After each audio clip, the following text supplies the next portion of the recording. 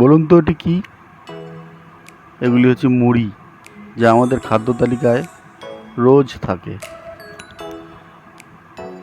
ঠিক এই হলারের মধ্যে প্রক্রিয়াজাত চাল ধীরে ধীরে ঢালা হয়।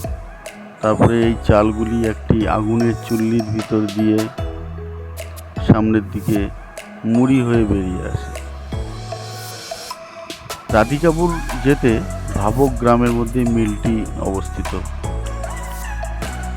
এই ভাবক গ্রামেরই দুই ভাই এই মিলটি চালায়।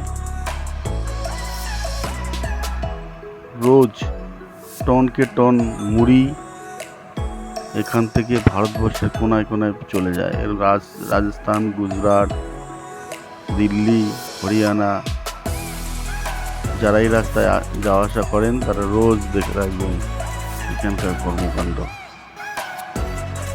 প্রথমে চালনিতে ঝাড়াই হচ্ছে, তারপরে আরেকটি অটোমেটিক চালনিতে গিয়ে মুড়িটাকে একদম পরিষ্কার করে প্যাকেট করে কন্টেনার গাড়ি করে ভারতবর্ষের বিভিন্ন জায়গায় পৌঁছে যাচ্ছে। আমরা লোকালে তো খাচ্ছি, ভারতবর্ষের মানুষ এই ভাবক গ্রামের মুড়ি খাচ্ছে। এটা আমাদের গর্বের বিষয়।